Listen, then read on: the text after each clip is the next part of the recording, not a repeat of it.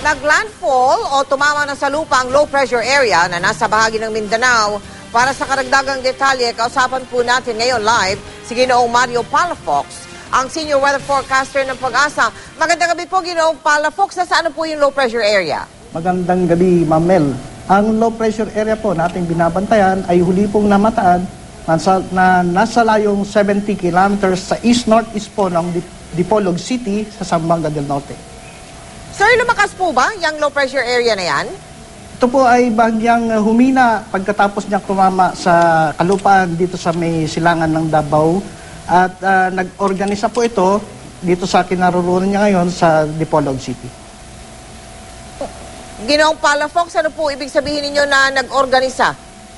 Opo, dahil po sa, kumbaga, tumama po sa lupa, ay medyo na wala po yung sirkulasyon niya. Ngunit nung makalabas po siya dito sa may kalupaan, ay nagsimula po uling mag-organisa. Pero hindi po natin inaasahan na maglalakas at maging isang bagyo. Opo, pero hanggang kailan po ito magpapaulan? Ano-ano po yung mga lugar na maapektuhan? Inaasahan po natin na nasa loob pa rin po siya ng ating area of responsibility within the next 2 days at magpapaulan po sa Visayas at Mindanao at maging dito po sa Southern Luzon. Naku, Visayas, Mindanao, gaano kalawak po yung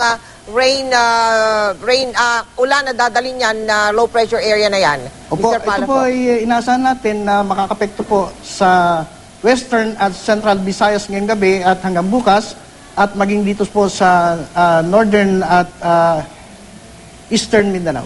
Sir, yung bang pag-ulan sa Albay, Sorsogon at maging dito sa Metro Manila yan po ba'y dahil dyan sa low pressure area na yan? Opo, meron pong kaugnayan ang low pressure area doon po sa nangyaring pag-ulan sa may bandang Sorsogon. Ito po ay sanhi po ng kumbaga wind convergence na dulot ng LPA neto at yung hanging amihan. Sa mga katuwid, ano po maaasahan natin lagay ng panahon bukas? Sa Metro Manila po ay makakaasa po tayo na magiging maulap po tayo, may kalat-kalat po na pag-ulan at may pagkulog-pagkidlat din po. Maraming salamat po sa inyo, Ginoong Mario Palafox, ang senior weather forecaster ng Pag-asa.